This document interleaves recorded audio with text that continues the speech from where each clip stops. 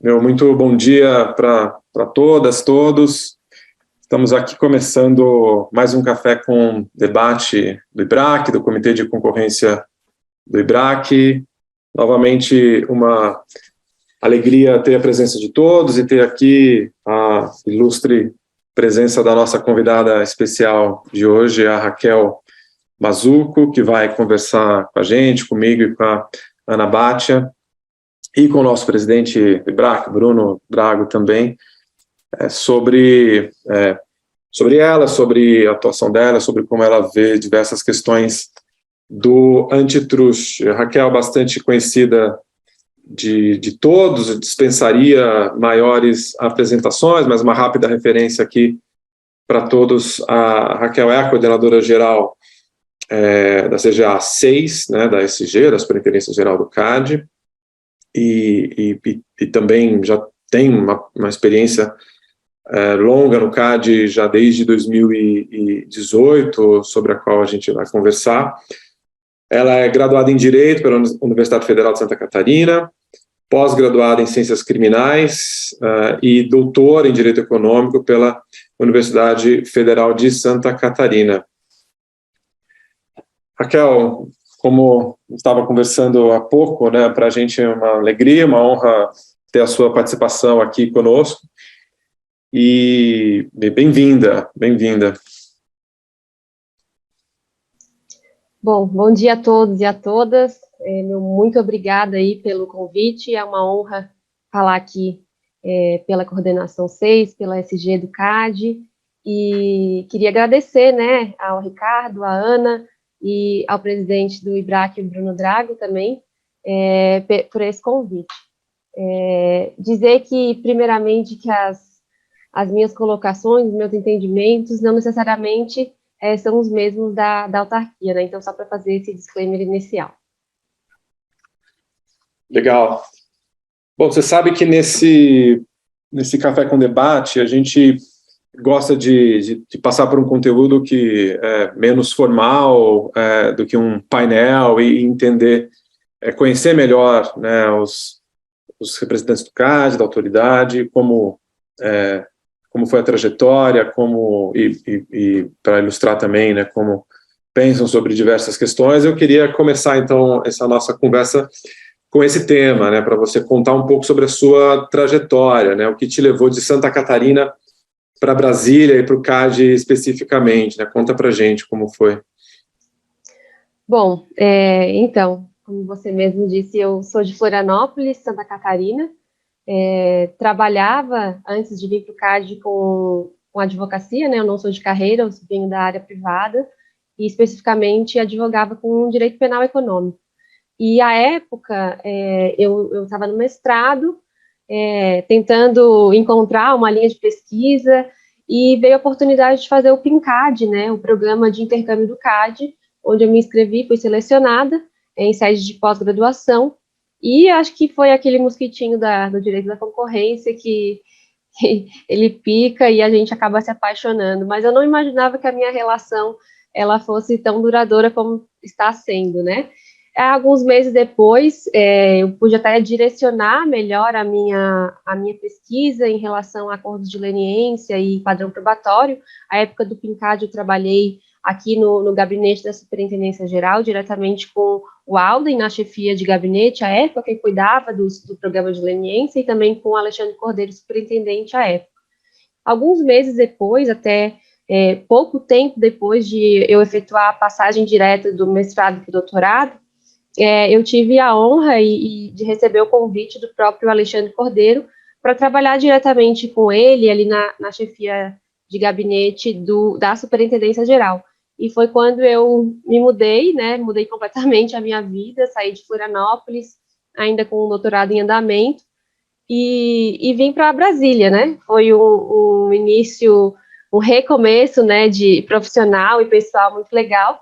Mas aqui, então, eu trabalhei no gabinete da Superintendência Geral até o início de 2021, onde eu tive uma visão muito ampla do sistema, né, do sistema de defesa da concorrência como um todo, assim, da própria superintendência geral, né? Ali a gente tinha a oportunidade de lidar com as questões mais complexas que chegavam até o superintendente.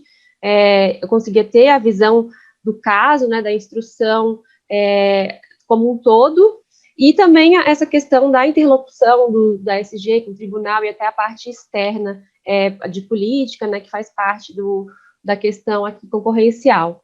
Então, foi uma experiência muito bacana, e aí em início, né, de 2021, janeiro para fevereiro, tive o privilégio de assumir a coordenação geral 6, que cuida de cartéis residuais, podemos assim dizer, e outros tipos de mercados nacionais, né? E aí, foi essa a minha trajetória. Hoje, cá estou, muito feliz e satisfeita aqui com o trabalho no CAD. Que bom, Raquel. Bom, antes de mais nada, bom dia, obrigada também pelo convite. Bom dia, Ricardo, Bruno e todo mundo que está ouvindo a gente. Bom, já é tradicional aqui no nosso café também, a gente pediu para os coordenadores contarem um pouco para a gente dos trabalhos na coordenadoria, o que vocês estão fazendo de interessante. Então, eu vou te perguntar, na CGA 6, que tem tido de novidade, né? A gente sabe aí que já tem o chapéu de quase rainha de TCC agora, né, Raquel? Com todos esses últimos TCCs firmados. Mas eu imagino que vá muito além disso, né? Então, se puder contar para a gente aí um pouquinho. Claro, Ana. Então, a coordenação, eu tive, como eu falei, um privilégio por ter entrado numa equipe que é muito técnica, é uma equipe que tem servidores com tempo de carreira considerável, e é uma equipe muito coesa. Eu fui muito bem recebida na coordenação. Até hoje a gente tem um trabalho que flui de uma forma muito organizada, transparente. Sempre tentei fazer uma gestão de comunicação e construção conjunta, né, da instrução dos processos, de valorizar as ideias de cada servidor e construir mesmo algo que seja efetivo para os processos administrativos aqui no Antitrust. Então, assim, a coordenação, ela tem essa questão residual, né? Nós temos a coordenação 7 e 8, que cuidam mais especificamente de cartéis internacionais e licitações, mas isso não quer dizer que eu não tenha um ou outro caso de cartéis em licitações ou de cartéis internacionais. Mas a grande maioria dos casos aqui são de mercados nacionais. Nosso carro-chefe são os combustíveis, né? Os famosos cartéis de revenda de combustíveis, mas também a questão dos cartéis de autopeças passou muito aqui, ainda temos alguns resquícios, e temos também bastante induções de conduta comercial uniforme, mais especificamente em relação aos tabelamentos de preços por entidades de classe, né? Também é um nicho que a gente atua aqui na coordenação 6. E também os cartéis em licitações, né? Que, como você mesma disse, a gente celebrou recentemente, há 2 meses atrás, um bloco de TCCs envolvendo essas grandes obras, mercado de grandes obras de infraestrutura, e foram aproximadamente 20 TCCs celebrados, homologados pelo tribunal, sendo que 10 deles eram da coordenação 6. Então, quando eu cheguei na coordenação, essas negociações já estavam em andamento, então foi um desafio para mim acompanhar, mas graças a Deus a equipe deu tudo certo, e a gente pôde perceber um esforço bem legal conjunto entre as coordenações, dos próprios técnicos, de fazer acontecer esses acordos e avançar com essas negociações. A gente teve também nesse meio tempo, não só a pandemia, mas também a troca das chefias, a própria chegada do nosso superintendente Alexandre Barreto, mas, enfim, todo esse esforço conjunto, eu acho que levou a um bom resultado, de aí aproximadamente 500 milhões de reais em contribuição pecuniária, e de dar andamento mesmo para esses acordos. E em relação à gestão da coordenação, desde que eu entrei, eu gosto de dizer que gerir pessoas é um desafio, né? Eu acho que talvez até maior do que lidar com a parte técnica dos casos e dos processos, mas isso é muito prazeroso, porque, como eu disse, eu tenho uma equipe muito carinhosa, que me recebeu de forma muito legal, e a gente tem um trabalho muito bacana aqui, que já vinha sendo bem feito, né, pelo antigo coordenador, o Ravi, e eu pude dar continuidade a esse trabalho junto com a coordenação. Nós temos reuniões constantes de equipe, eu tenho um momento mensal de seminários de leitura com a equipe para fins de capacitação, onde nós trazemos temas de discussão, além de discussão de casos, né, que eu procuro sempre trazer casos em conjunto, porque eu digo que duas pensam melhor que uma e assim por diante. Então, a ideia sempre é promover esses momentos de discussão e capacitação dos servidores, trazendo sempre teses, olhando para como o tribunal vem pensando sobre os casos, e sempre se aperfeiçoando para a gente ter uma efetividade nos nossos processos administrativos. Então, acho que da coordenação 6, eu posso dizer que é isso. Esse ano, só para trazer alguns dados, né, não são dados tão volumosos quanto os ACs, porque a gente sabe que roda mais, mas a gente teve instaurado, só esse ano, na coordenação, 6 inquéritos, 3 processos administrativos, e conseguimos já encerrar 5 PAs que foram encaminhados para julgamento. Então, o número não é assim tão que chama tanta atenção, mas vocês mesmos sabem que para a gente finalizar um processo administrativo de cartel, isso demora e demanda muito tempo e energia, não só da parte dos advogados, mas também aqui do CAD. Maravilha.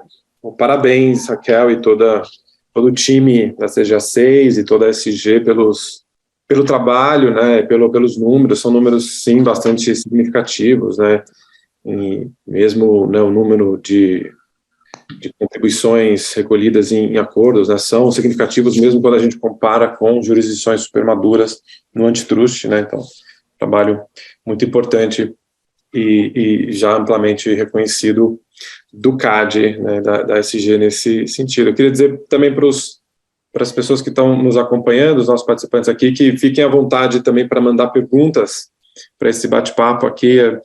Havendo tempo, a ideia é que haja um tempinho, a gente também queria fazer perguntas do público para a Raquel.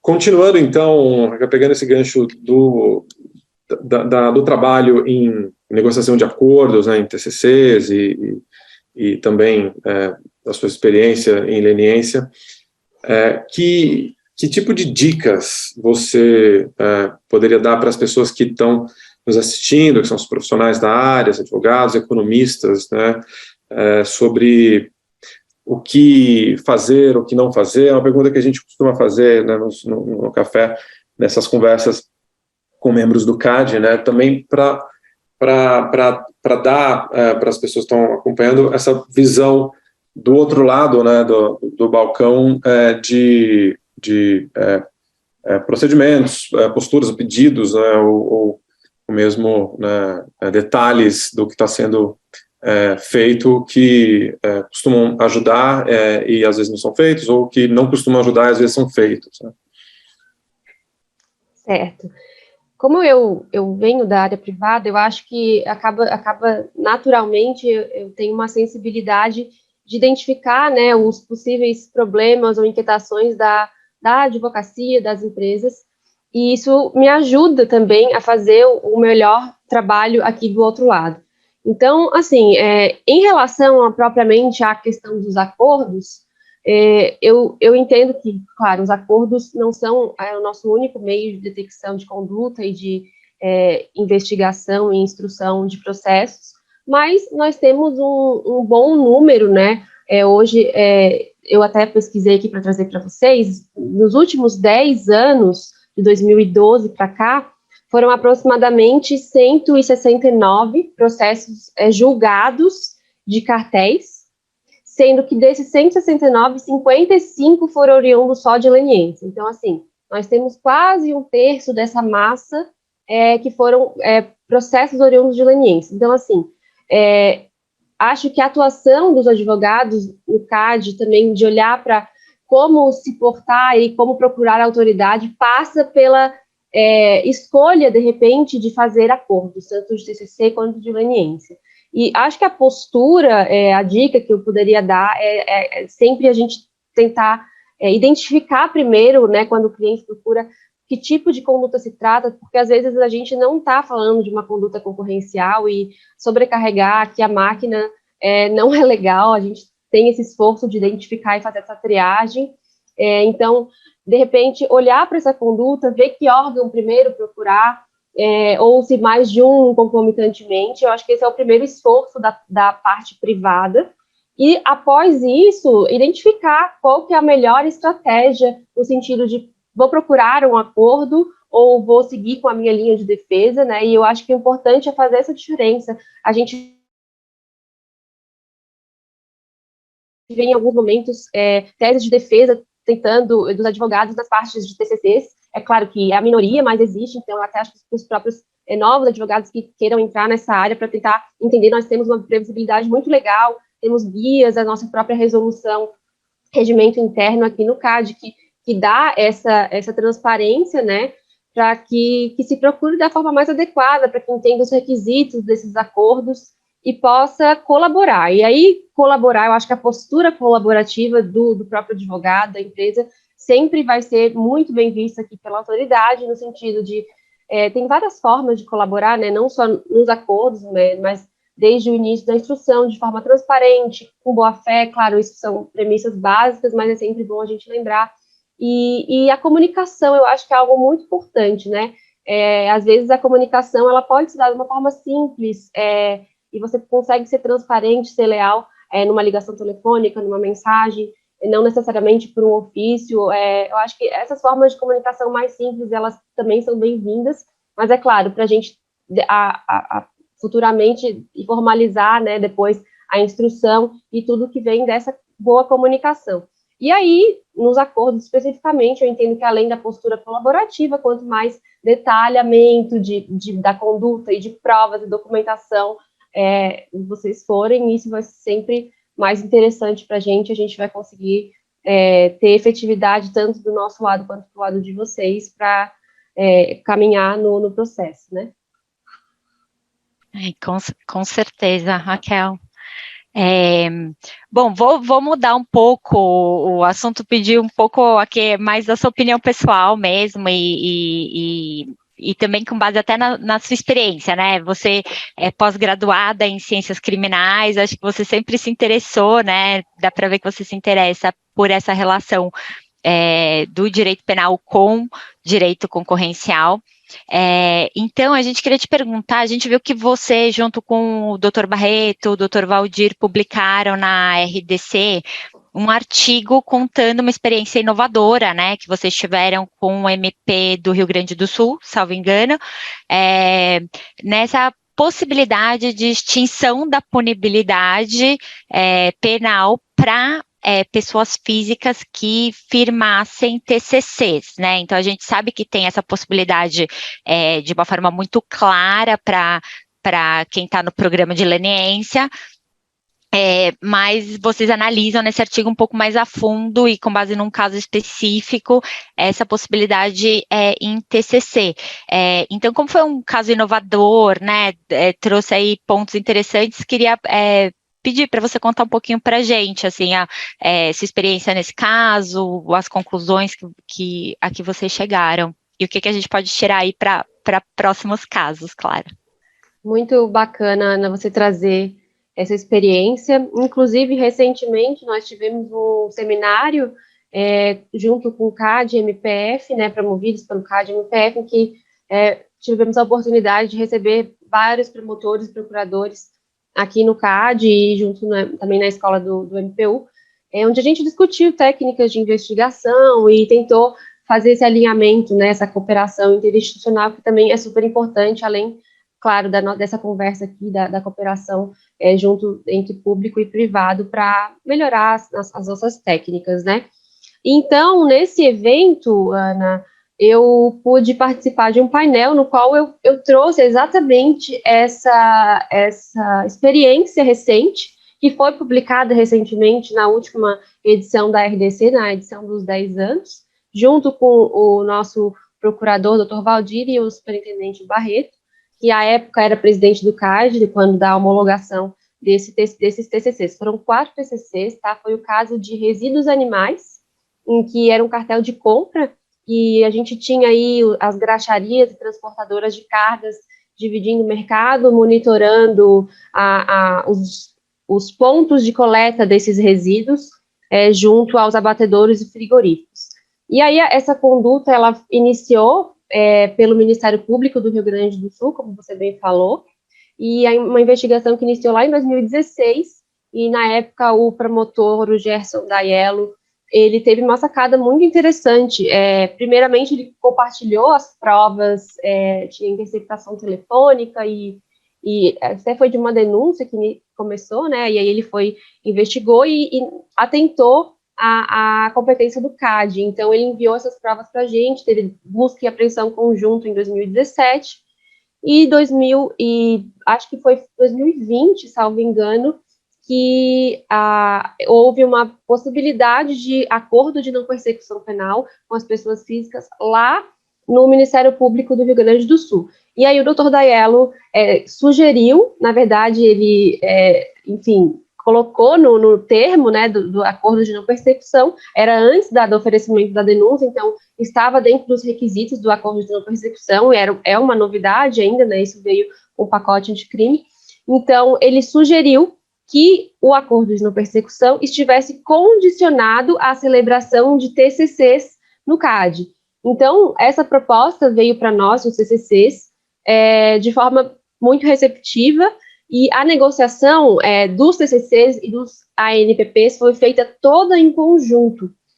Então, teve essa simultaneidade desde o início, e foi muito interessante porque eram reuniões com advogados criminalistas, advogados da área concorrencial, e todos trabalhando em conjunto na elaboração das cláusulas, dos acordos, e aí ficou estabelecido que a colaboração que foi feita junto ao Ministério Público do Rio Grande do Sul seria útil para nós, e como o Ministério Público tem recente essa questão do ANPP, eles não tinham parâmetros ainda definidos de contribuição, na verdade, se chama prestação pecuniária lá para eles, né? Existe essa necessidade de reparar o dano, e isso foi feito, inclusive, esse valor foi destinado a hospitais que estavam tratando a época de Covid, né? Então, foi muito bacana. E esses parâmetros, o CAD é que auxiliou. Então, a gente teve a questão dos nossos TCC, já os parâmetros que nós já utilizamos, né, de contribuição pecuniária, e alíquota e desconto,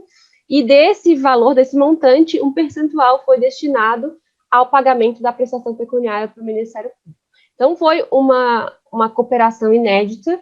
Isso deu a imunidade, né, criminal, podemos dizer assim, para as pessoas físicas que celebraram esses TCCs, e isso trouxe um incentivo muito bacana para pessoas físicas que, às vezes, estão desmotivadas ou não têm coragem de celebrar acordos por conta do risco da persecução criminal. Então, foi uma experiência muito legal. O caso está em andamento, eu não posso entrar em detalhes, mas como os CCCs foram homologados no ano passado, a gente resolveu aí escrever esse artigo, sugiro a leitura, e virou um caso vitrine mesmo, e eu sugiro e aconselho essa coordenação e cooperação também na área privada com outros, para a celebração de outros tipos de acordos, junto com os nossos acordos aqui no Antitrust. E Raquel, só uma pergunta, nesse evento que teve, tinha outros MPs também presentes, então, em tese é um assunto que agora eles já estão cientes e poderia aí vir a ser mais comum, né? Exatamente, a ideia foi disseminar mesmo esse caso, no intuito de tornar o conhecimento sobre essa possibilidade viável em casos futuros. E o CAD e a SG, enfim, está aberta para fazer esse tipo de cooperação. É bem interessante mesmo. E o artigo é interessante também, recomendo a leitura também. Vou até ver se eu acho o link aqui para passar para vocês. Boa, bom, até aproveitando, Raquel, é interessante essa discussão, aproveitando, eu emendaria a pergunta do Dr. Pedro Zanota, que foi feita aqui no Q&A, que tem a ver com essa discussão, então, super importante a questão da cooperação nas investigações.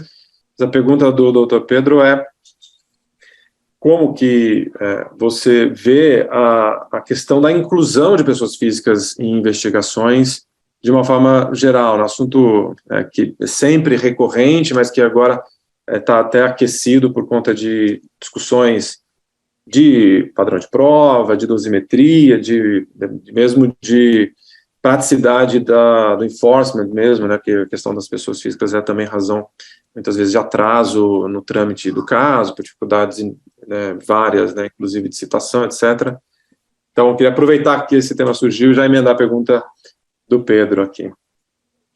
Certo, Ricardo. Então, a inclusão de pessoas físicas e a própria construção do polo passivo é uma preocupação constante aqui da SG, de tentar colocar no polo passivo aqueles futuros representados, investigados, contra os quais realmente nós vamos poder ter processos robustos e não ações, enfim, procedimentos natimortos, né?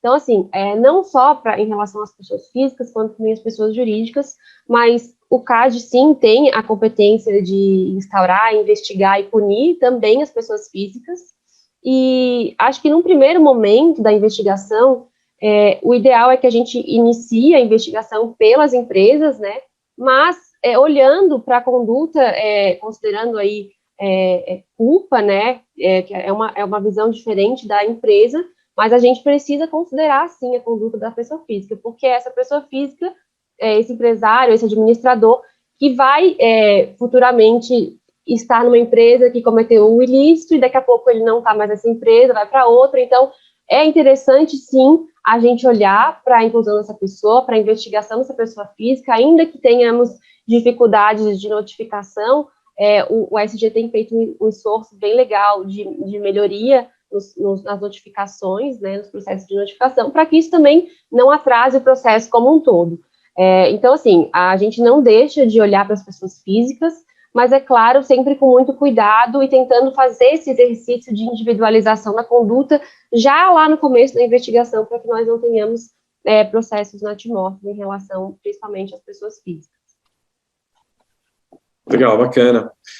Então, seguindo o tema, e aí falando de um outro assunto que também tem gerado sempre questões, inclusive em discussões em outros foros, fora do Brasil mesmo, que tem a ver com a relativa queda no número de acordos de leniência globalmente, né, não só aqui no CAD, aqui no Brasil, né, pelo CAD, mas também fora. Então, olhando para os números do CAD, em 2021, houve, inclusive, um crescimento em relação a 2020, mas a tendência geral, né, como eu disse aqui, lá fora, é de queda, né, e aí a gente pode pensar em diversos fatores para isso, né, com número crescente de jurisdições, que sempre agrega uma complexidade, um risco, né, enorme para uma estratégia de negociação de acordo de leniência, né, potencial exposição simultânea a diferentes esferas mesmo de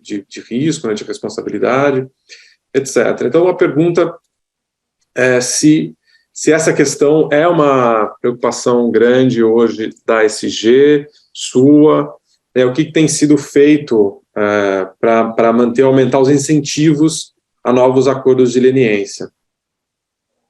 Certo, Ricardo. Então, eu entendo que a questão da queda do número de leniências, principalmente mundial, né, ela não tem sido vista ainda como a preocupação do SG, nem do CAD, mas como um sinal de alerta, né, um sinal de alerta de que, sim, existem fatores que podem estar contribuindo para essa queda, a própria questão de condutas multifacetadas, né, que, por exemplo, de cartéis de licitações que envolvam outros tipos de ilícitos, como corrupção, lavagem e crimes que tenham repercussão em outras esferas, e isso talvez, traga um desincentivo para quem cometeu ilícito na hora de buscar acordos ou de se sentir exposto em outras esferas, e aí a gente pode falar da questão dos ARDCs, né, das ações de reparação de dano concorrencial. Teve, inclusive, o PL que, se não me engano, foi aprovado agora na Câmara, está pendente de veto, o PL 11.275, né, que traz a possibilidade aí de reparação em dobro, mas não para aqueles que fizeram os acordos. Então, uma forma de diferenciar e prestigiar a regra de ouro dos lenientes, né, dos signatários, futuros signatários de lenientes. A gente ainda não sabe como esse PL vai repercutir, caso aprovado, mas é uma tentativa já, eu acho, de olhar para essa questão. Além desse risco, há outras questões, como o custo, por exemplo, de você fazer uma leniência em outras searas, até mesmo em casos internacionais, e o contexto mais amplo mesmo de segurança jurídica, né? Como a gente pode olhar para quão seguro é hoje fazer uma leniência. A gente entende que a leniência do CAD ela tem uma vanguarda e tem requisitos e previsões mais transparentes e mais acessíveis do que esses outros tipos de acordo que surgiram nas outras searas, mas o que nós temos feito e pensado é sempre em modos de continuar estimulando futuros colaboradores para que tenhamos mais investigações robustas e processos melhores. Mas, é claro, a gente não pode contar só com isso. Eu acho que a persecução, ela deve contar com essa questão da prova que vem de ofício, né, do próprio do órgão, e também com essa questão reativa, né, dos colaboradores que vêm e trazem para a autoridade, em troca de algum benefício, as provas e documentos.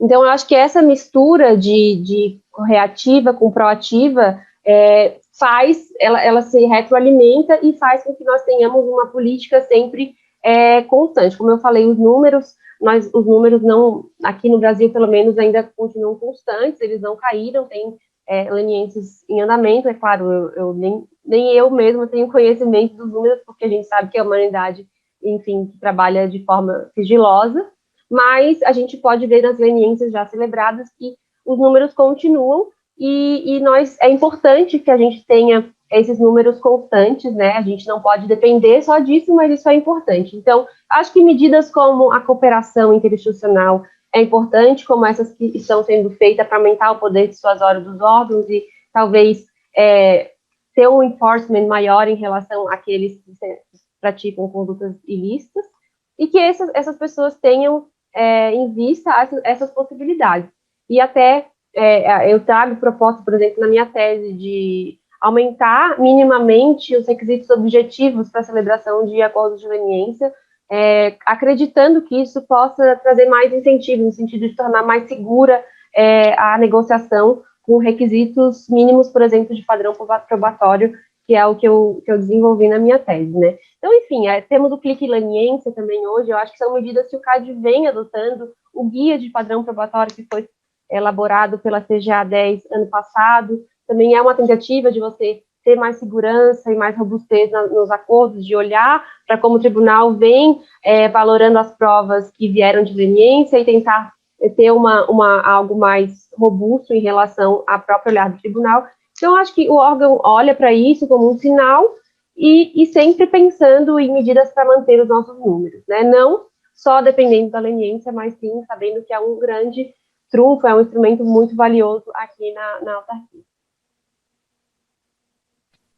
Raquel, eu queria até aproveitar que você falou da sua tese, a gente conversou dela um pouco também antes do café, né, quando a gente estava pensando em temas para a gente conversar aqui, e para quem não sabe, a Raquel acabou de concluir a tese de doutorado dela, e essa tese é sobre padrão de prova em acordo de leniência, que é um assunto que a gente sabe que interessa muito aqui a todos, muito discutido no IBRAC sempre, né, com o CAD.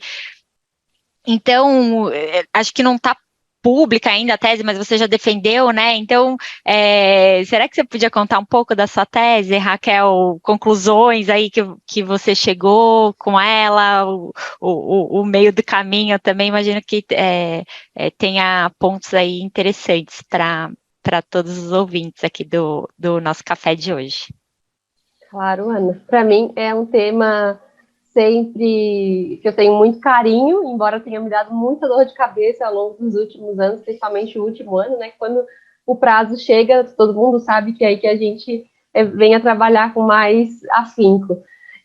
Mas para mim é um prazer falar desse tema e acho que é interessante até divulgar a pesquisa que eu fiz, que deu bastante trabalho, mas eu entendo que, enfim, seja só o início de uma conversa, uma proposta, e não deva, enfim, engessar nada, né?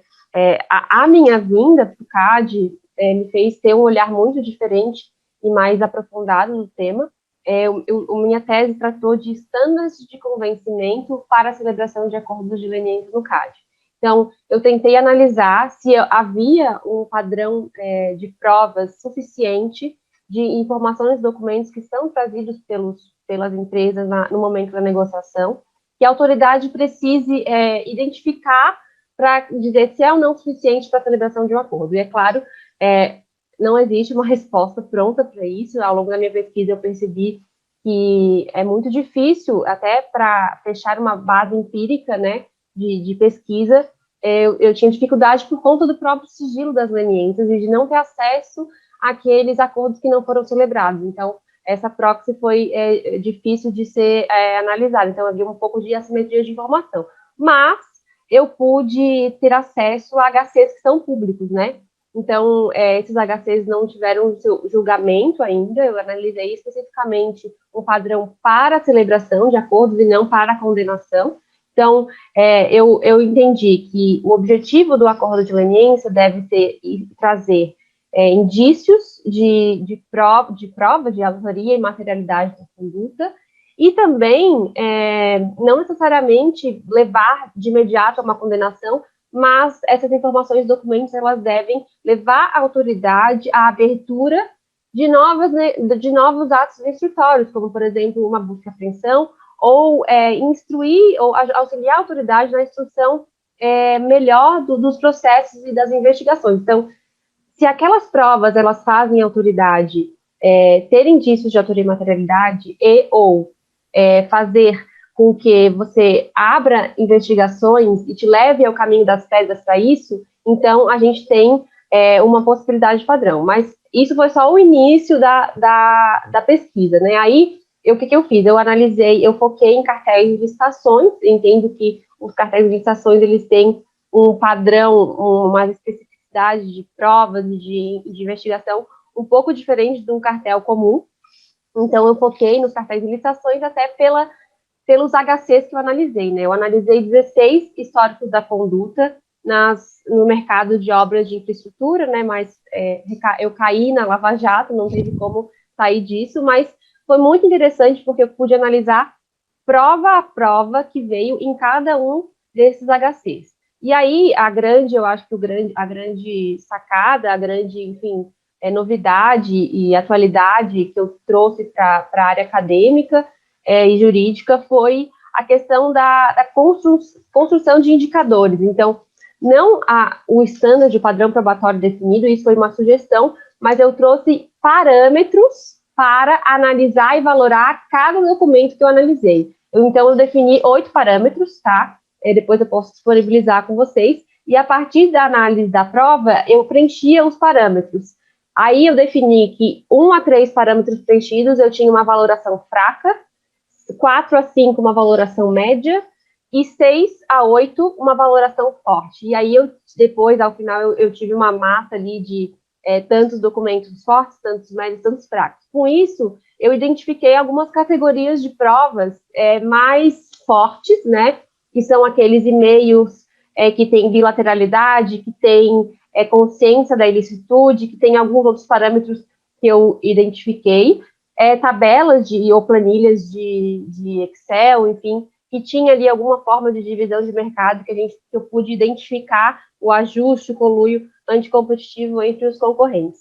E eu também identifiquei a importância e o peso que deve ser dado ao relato do signatário. Eu acho que sem o relato do signatário não é possível a gente ponderar e valorar cada documento que é trazido. Então, relato do signatário, inclusive a corroboração com o relato do signatário, foi um dos parâmetros e ele foi preenchido em todos os documentos. Então, todos os documentos tiveram preenchido a corroboração do relato do signatário, que dava aí uma força maior para cada documento analisado.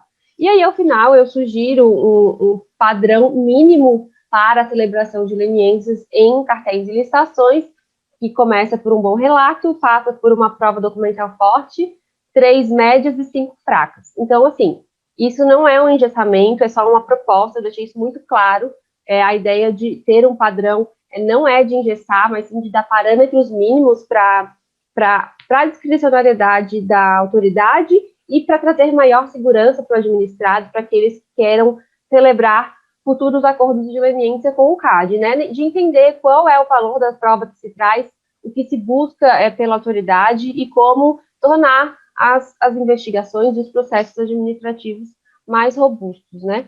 Então, acho que de modo bem geral, eu fiz a pesquisa, eu defendi há um mês, então eu estou para submeter a minha pesquisa no repositório da biblioteca da universidade e logo, enfim, pretendo publicar essa pesquisa, né, deu muito trabalho, então eu acho que ela merece ser publicada. E aí, com certeza, faço todos vocês saberem dessa publicação para divulgar. Vai ser super interessante, Raquel. Eu já estou curiosa aí para olhar todos os parâmetros e essa análise. Bacana. Também achei super interessante, Raquel. Parabéns, estou também curioso para ver. Merece sim ser publicada, não só pelo trabalho que deu, mas por ser um tema muito interessante e por você ter conseguido estruturar, né, critérios, né, uma sistemática que sim tem esse potencial de contribuir bastante aí para a melhoria das práticas, né, e da segurança também dessas discussões. Eu queria aproveitar então para emendar uma pergunta aqui sobre isso que você estava comentando, que me ocorreu enquanto você tratava. Você deixou claro que o foco aí da sua tese foi olhar para os parâmetros para acordos e não, né, de condenação, padrão de prova para condenação, mas eu queria te ouvir, se for possível, sobre a sua impressão de como acontece esse diálogo, digamos assim, entre, né, a posição do julgador sobre o padrão de prova para condenação e como isso influencia, né, autoridades responsáveis pela negociação de acordos, né, e aí também abrindo a discussão para captar também, inclusive, a experiência do Brasil em discussões também criminais, né? Então é um assunto sempre muito difícil. O CAD tem uma experiência já de longa data na discussão de acordos e padrão de prova para acordo, para condenação na sua área de atuação e de forma mais ampla, né, o Brasil Judiciário passou por uma experiência, né, principalmente por conta de Lava Jato, em outras esferas, né, e obviamente, como todos acompanharam, né, esse tema foi quente e há uma evolução, digamos assim, no posicionamento, pelo menos a fixação de parâmetros mais claros agora, que não estavam tão claros no começo das discussões, né, isso aconteceu em outros âmbitos também. Eu queria te ouvir sobre como você enxerga essa dinâmica desse diálogo, né, se você vê isso acontecendo no CAD e vê isso também acontecendo no Judiciário de forma mais ampla. Certo, Ricardo. Eu acho que o diálogo aqui dentro do CAD ele é muito importante, até porque a gente tem um conselho que muda aproximadamente a cada 4 anos, né, até antes disso. Então, os entendimentos, eles nem sempre, a jurisprudência, ela vai mudar, né, não necessariamente vai ser a mesma. E eu acho que é um esforço da superintendência e de quem está negociando olhar para o tribunal. Eu acho que esse esforço tem sido feito até com base no guia que foi elaborado de forma muito bem feita e foi uma análise robusta feita pela coordenação 10, de olhar para como o tribunal vem entendendo e valorando as provas que vêm das leniências. Mas eu acho que também é interessante a gente entender que existe um tempo, né, de construção de uma massa crítica desses acordos que não necessariamente o que você tem celebrado lá em 2003 e depois 2008, 2007 vai ser igual e vai ter a mesma robustez dos que foram analisados em 2017 e nem tão pouco em 2022. É natural que a gente olhe para os acordos passados e pense, nossa, isso aqui não poderia ter sido celebrado, e que essa construção de padrão, ela vá sendo aprimorada ao longo do tempo. E isso, claro, é feito também em conjunto com o entendimento do próprio tribunal. É claro que a SGE tem autonomia para decidir e dar parecer e recomendar as suas condenações ou arquivamentos com base no seu entendimento e no modo como foi feita a instrução.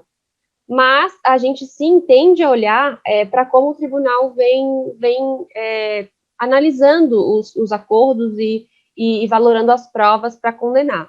Eu acho que esse diálogo é muito bem feito. Nós temos hoje pessoas que estão assumindo a posição da superintendência, da presidência, que já estão no CAD e já estavam e assumiram posições contrárias, e isso faz com que o diálogo ele seja mais rico, mais azeitado, e com certeza auxilia no nosso trabalho, né? Até a gente saber para onde vai, de saber qual que é o direcionamento da autoridade, e de ter esse acesso mais fácil, né? Tanto com os conselheiros como com o presidente, para ter esse caminho mais fluido, né? E com certeza eu acho que hoje, pelo menos, ao meu ver, isso existe no CAD de uma forma muito, muito boa, assim. Acho que a gente tem feitos aí, esses TCCs do Lava Jato recentemente celebrados, são um esforço disso e uma concretização desse diálogo, dessa cooperação.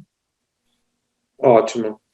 Excelente, Raquel. Bom, a gente está caminhando para o final do nosso tempo. Eu queria perguntar se a Ana ou o Bruno, o nosso presidente, tem alguma pergunta. Eu acho que a gente já podia chamar o Bruno para fazer uma pergunta, Ricardo. Eu tenho uma sim. Primeiro e o agradecer. Público também, se mais alguém tiver alguma pergunta, fique à vontade para colocar no Q&A, que chegou um pouco depois do Ricardo ter avisado do nosso Q&A. Vai lá, Bruno. Bom dia, Raquel. Antes de mais nada, te agradecer aí por participar aqui desse bate-papo. As nossas sextas-feiras de concorrência aqui. Te parabenizar aí pela sua tese.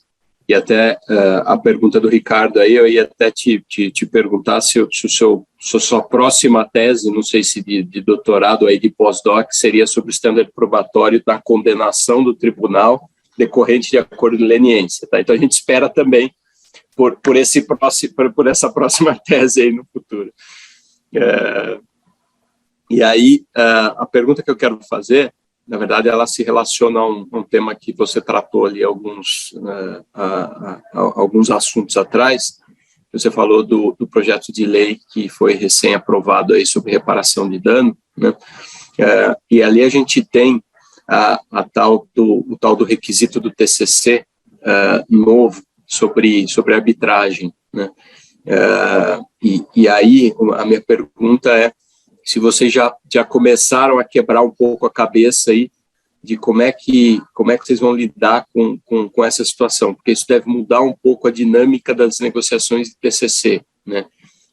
E talvez tenha que ser feito um trabalho aí de se tentar trazer ali alguma clareza de como é que vão funcionar essas regras de eventual arbitragem, enfim, eu acho que tem todo um debate aí que eu acho que vocês devem estar vocês já discutindo internamente aí como é que vão lidar com isso, né? Enfim, só queria ouvir um pouquinho de você. Obrigada, presidente, pela pergunta. De fato, existe hoje no CAD, até coordenado pela Sofia, um grupo de trabalho que está questionando essas questões de trustees e arbitragem em negociações de TCC e ACC. Isso é muito incipiente ainda, eu confesso que eu não estou participando desse grupo, mas eu sei do esforço do CAD em estar atento a isso, a como criar parâmetros para que isso esteja ou não nos nossos acordos, mas também sem criar mais custos, eu acho que para o administrado e para os futuros colaboradores. Assim, por exemplo, além da arbitragem, a gente tem as questões de compliance também, que hoje é muito falado, e nos próprios acordos celebrados aí a gente teve alguns deles com o desconto adicional para programas de compliance. Eu acho que também é um esforço da autoridade em seguir desenvolvendo uma cláusula que atenda ao administrado, ao signatário, colaborador, mas que não traga mais custos do que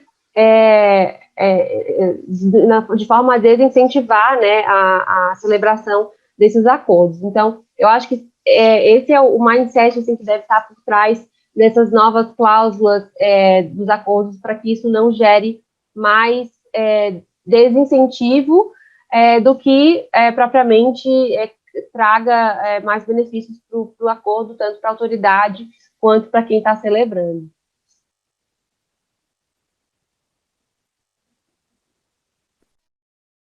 Bacana, Raquel. Queria só ver se mais alguém tem alguma pergunta, porque a gente já está indo aqui para o fim do debate. Aproveitar enquanto as pessoas pensam, se tem mais uma última pergunta, só para fazer um aviso aqui no final, de que a gente vai ter um outro evento do Comitê de Advocacy na sexta que vem, em breve. O link estará disponível no site do IBRAC para as inscrições. Vamos ver se a gente teve alguém aí corajoso no meio do caminho. Acho que não, Raquel, mas de qualquer forma eu queria te agradecer. Foi interessantíssimo, temas muito bacanas com os quais você está trabalhando, está estudando. Faço as minhas palavras as do Bruno, espero que esse pós-doc aí saia com essa sugestão ótima. E mais uma vez agradecer de você ter cedido o seu tempo para vir conversar aqui com a gente, foi muito bacana. Sim, eu aproveito para fazer coro a Ana e ao Bruno, de você ampliar aí a análise também para os padrões para condenação, e acho que a gente poderia até pensar em um novo Café com Debate, quando você publicar a sua tese, para discuti-la, né, para você apresentar e com as pessoas tendo lido, para a gente conversar sobre ela. Estamos todos aí bastante interessados. Acho que podemos pensar, avisa, não deixa de avisar quando sair, e a gente pode marcar esse novo café com o maior prazer. Bom, eu confesso que no decorrer da minha pesquisa, eu pensei em analisar os acordos julgados decorrentes de leniência em cartéis de licitações. Tinha um número não muito robusto, acho que eram 6 ou 7, em acordos de cartéis de licitações que foram já derivados de processos administrativos julgados. Então, existe já esse apanhado aí, eu só não tive tempo de avançar na pesquisa. Mas fica para uma próxima oportunidade aí para continuar pesquisando e entender, né, fazer esse link de como foram analisados os parâmetros para aqueles documentos que não tiveram processos julgados em comparação com os que já foram julgados. Eu acho que é um olhar interessante, mas sempre ponderando, né, que a cada ano a gente tem uma definição, um conselho de uma forma ou de outra, né? Então, enfim, mas acho que a sugestão é válida e eu já até tenho, acho que dá onde sair, mas preciso dar um tempo aí para a cabeça para seguir na pesquisa, né? E queria agradecer, foi uma honra estar aqui, foi um prazer, muito legal esse bate-papo.